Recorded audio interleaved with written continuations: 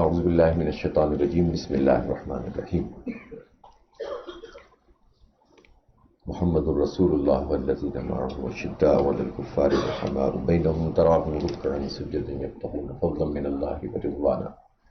سیماهم فی وجوہهم من اثر السجود ذلک مثلهم فی التوراۃ ومثلهم فی الانجیل کزرع اخرج شطأه فآزره فاستغلظ فاستوى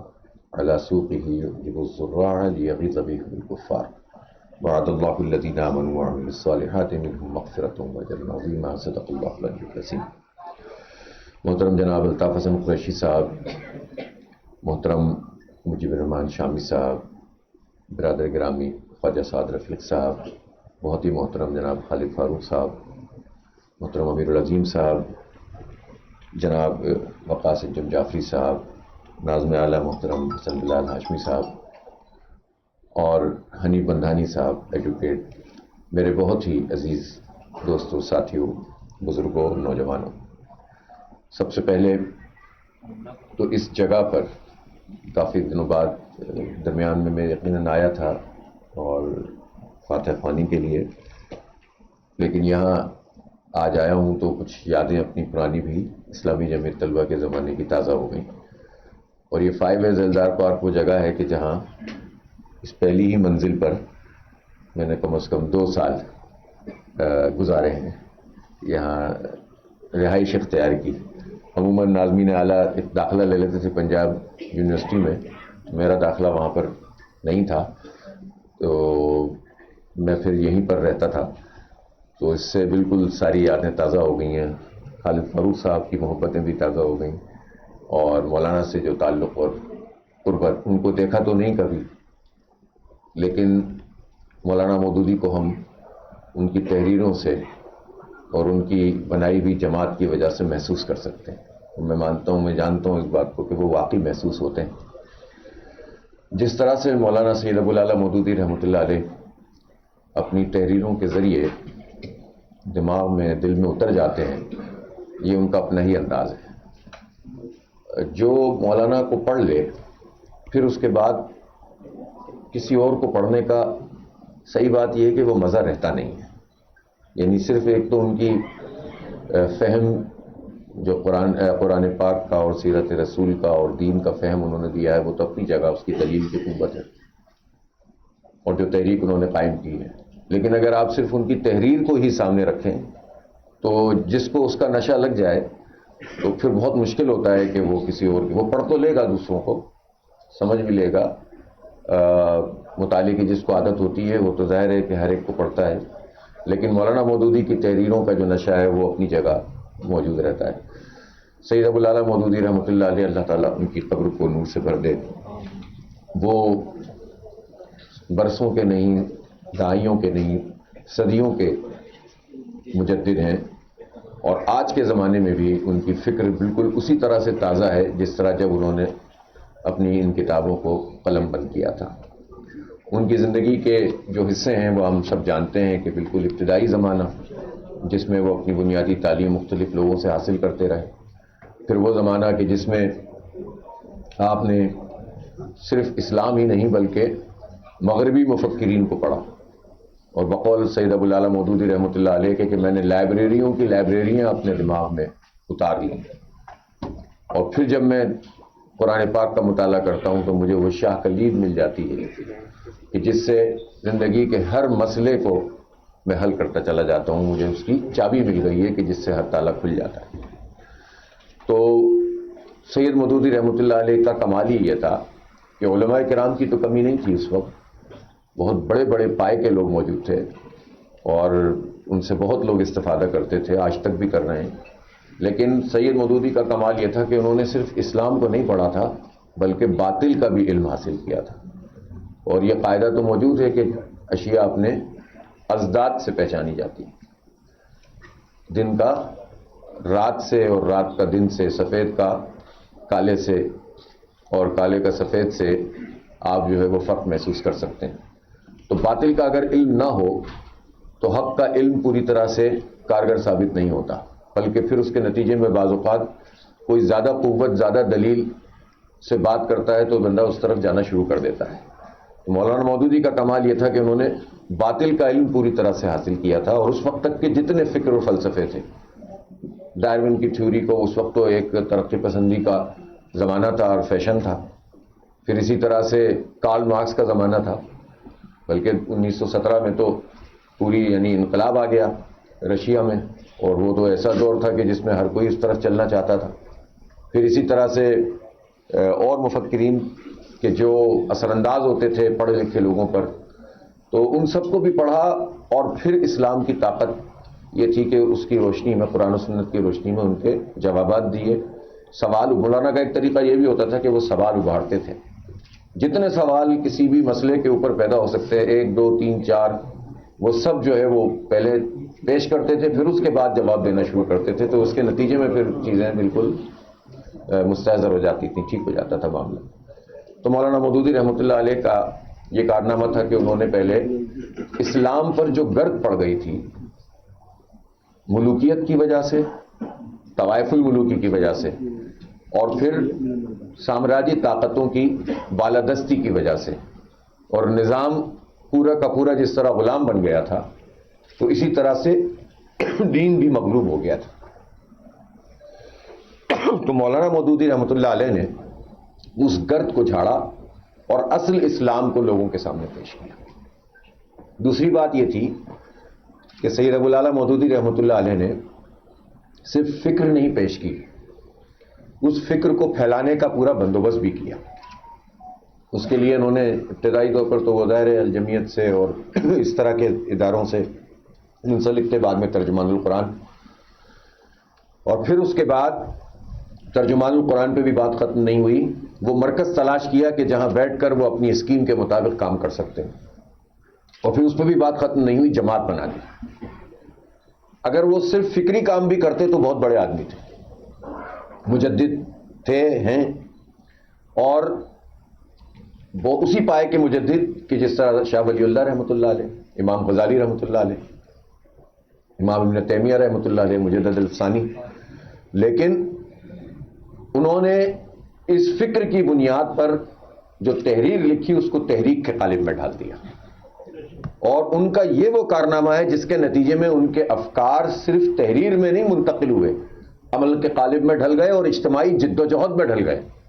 اور یہ ان کا سب سے بڑا کارنامہ ہے۔ یہ جو جماعت اسلامی کی بات ہے نا خواجہ صاحب، وہ یہی بات ہے۔ جماعت اسلامی کسی فرد کی تو جماعت ہی نہیں، آپ نے بتایا، نہ کسی خاندان کی جماعت ہے،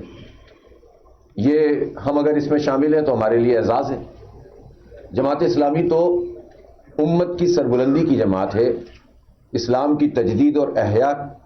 کو برپا کرنے کی کوشش کرنے والی جماعت ہے، امت کا سرمایہ ہے، اور یہ مولانا مودودی کا بہت بڑا کارنامہ ہے۔ اس لیے اس جماعت کو محض پولیٹیکل پارٹی کے طور پر جو لوگ دیکھتے ہیں تو وہ ظاہر تقابل کر سکتے ہیں اس کا، انتخاب میں کون کتنا کامیاب ہوا، کون ناکام ہوا، یہ بھی ایک تقابل ہے، ظاہر سیاسی عمل میں ہم شریک ہوتے ہیں، اور ہم نے طے کیا ہے کہ ہم انتخابی سیاست لولی ہو، لنگڑی ہو، اندھی ہو، بہری ہو، اسٹیبلشمنٹ کے زیر اثر ہو، فارم 47 والی ہو، جو بھی ہو، RTS بیٹھ جانے والی ہو، لیکن جیسی بھی ہے بہرحال فی زمانہ اس سے بہتر کوئی آپشن نہیں ہے، ورنہ اس کو اختیار کر لیتے۔ تو اس آپشن کو تو اختیار کریں گے، لیکن ہم سمجھتے یہ ہے کہ ہم نے اس طرح مولانا مودودی کے ہی بنائے ہوئے لائحہ عمل کے مطابق اس کو اختیار کیا ہے،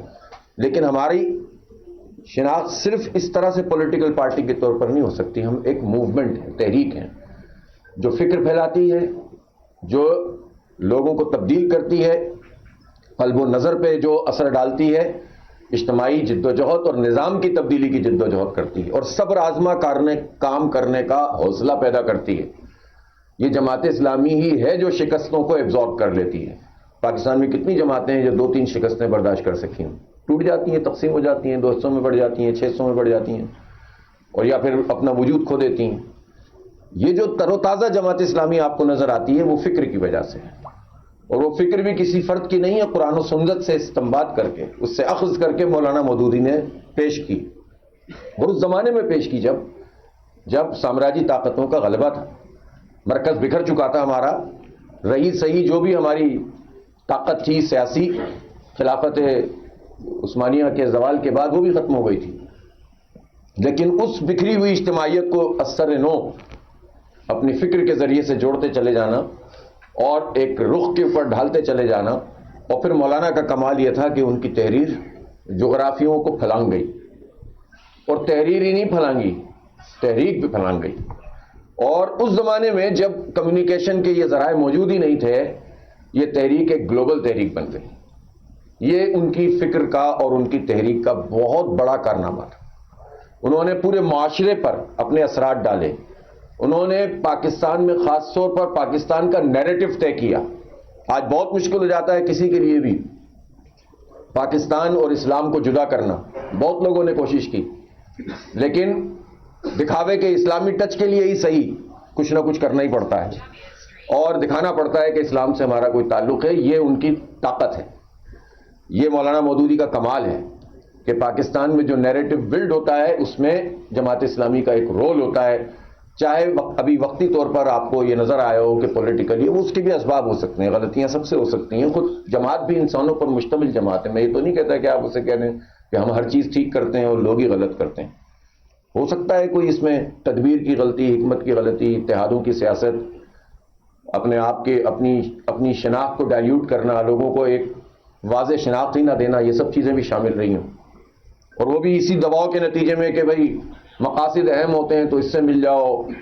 اور مقاصد اہم ہوتے ہیں تو اس کے خلاف کھڑے ہو جاؤ. مقاصد اہم ہوتے ہیں تو پہلے یہ کام کر لو، یہ راستے کے پتھر ہٹا دو، پھر اس کے بعد راستہ کھل جائے گا. تو یہ سب دلیلیں موجود رہتی ہیں، لیکن ان دلیلوں کے نتیجے میں ہوا یہ کہ انتخابی طور پر بھی خود جماعت اسلامی کے لیے مشکلات پیدا ہوئی. اب جماعت اسلامی نے اپنے راستے کو طے کر لیا ہے. انشاءاللہ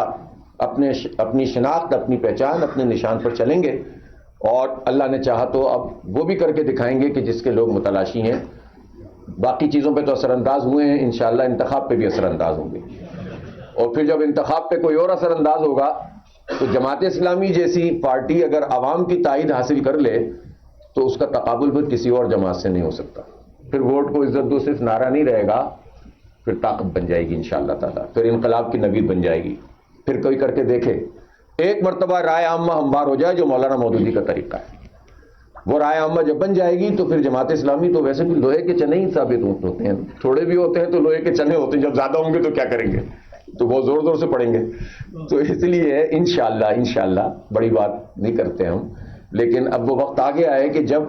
پاکستان میں اس لحاظ سے بھی ایک ریوائول ہوگا. بہرحال میں عرض کر رہا تھا کہ مولانا مودودی کا کمال یہ ہے کہ انہوں نے ایسے ہیرے تراشے. جیسے آپ اب الطاف قریشی صاحب کو دیکھتے ہیں، ان کی اپنی صلاحیت ظاہر ہے، اللہ تعالیٰ نے بہت ساری چیزیں ودیعت کی ہیں. کچھ چیزیں وہابی ہوتی ہیں کہ اللہ تعالیٰ عطا کر دیتا ہے، کچھ کسبی ہوتی ہیں کہ محنت کر کے لوگ اپنی چیزیں حاصل کرتے چلے جاتے ہیں. اور قریشی صاحب میں مجھے یہ دونوں ہی خوبیاں نظر آتی ہیں کہ میں نے ان کی کچھ چیزیں پڑھی ہیں اور ان کے اپنے حالات بھی پڑھے ہیں، تو اندازہ ہوتا ہے کہ کس طرح سے نامساعد حالات میں انہوں نے اپنے آپ کو ڈیولپ کیا. اور پھر ان کو فکر مل گئی مولانا مودودی کی، تو پھر تو یہ جو ہے کام ہی زبردست ہو گیا. اور پھر انہوں نے اس فکر کے مطابق بہت کچھ لکھا، بہت کچھ پھیلایا، اور اللہ تعالیٰ ان کو جزائے خیر عطا فرمائے کہ مشکلات کو بھی برداشت کیا، قید و بند کی صعوبتیں بھی برداشت کیں اور نقصانات بھی اٹھائے، اور لیکن مولانا مودودی کا ساتھ نبھایا. اب بھی ہم یہ چاہتے ہیں کہ یہ ساتھ مولانا مودودی کی جو تحریک ہے اس کے ساتھ پوری طرح سے جو تعاون ان کا رہتا ہے وہ جاری اور ساری رہے. اللہ تعالیٰ ان کو سلامت رکھے، اللہ تعالیٰ ان کو صحت اور عافیت کے ساتھ جو ہے وہ سلامت رکھے،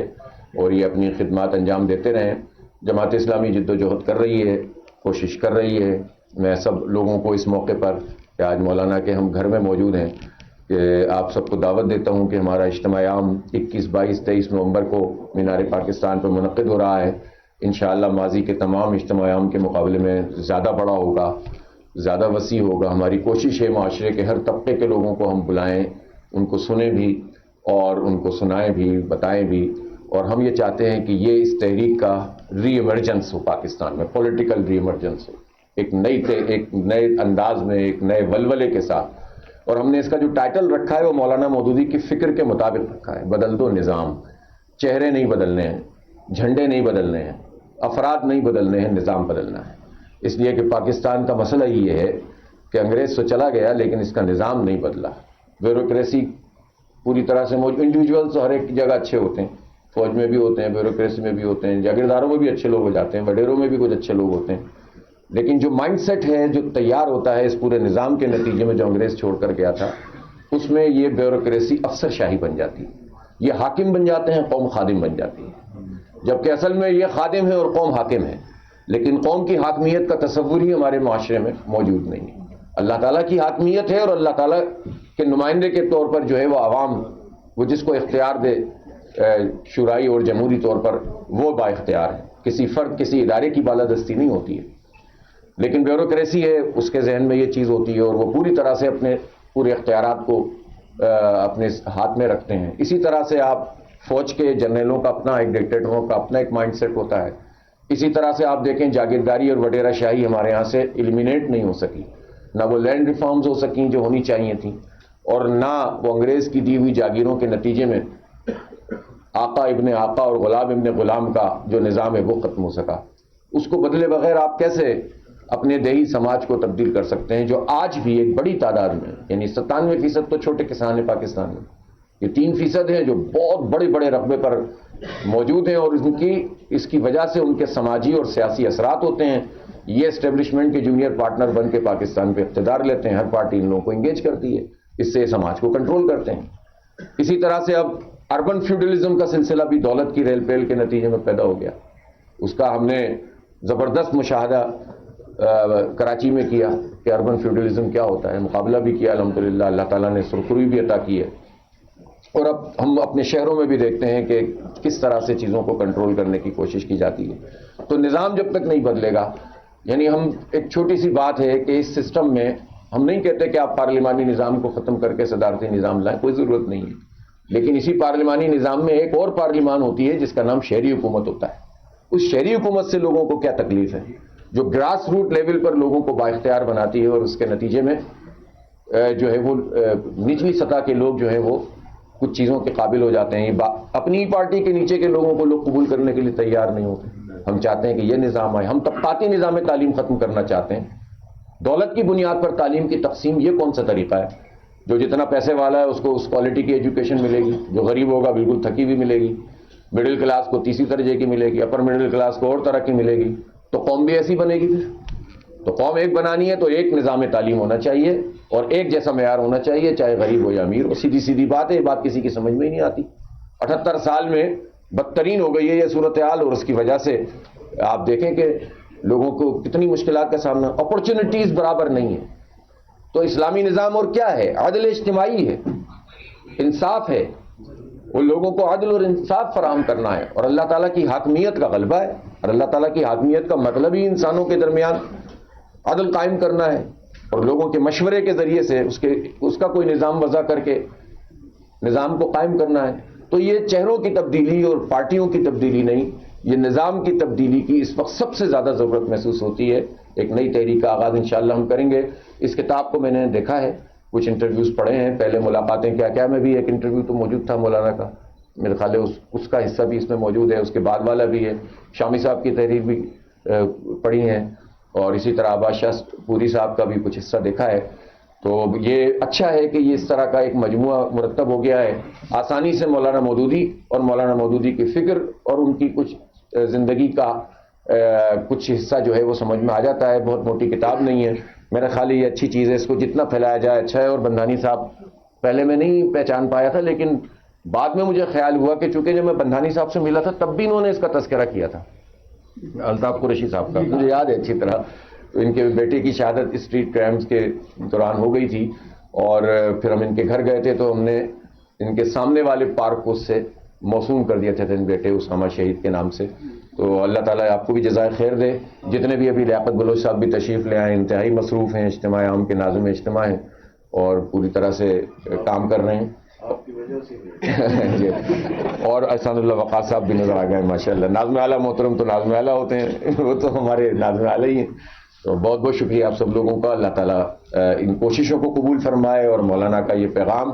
اپنے اصل قالب میں ڈھل کر ایک نظام کی صورت میں ہم پر جو ہے سایہ فکن ہو۔ بہت بہت شکریہ، الحمد للہ رب العالمین۔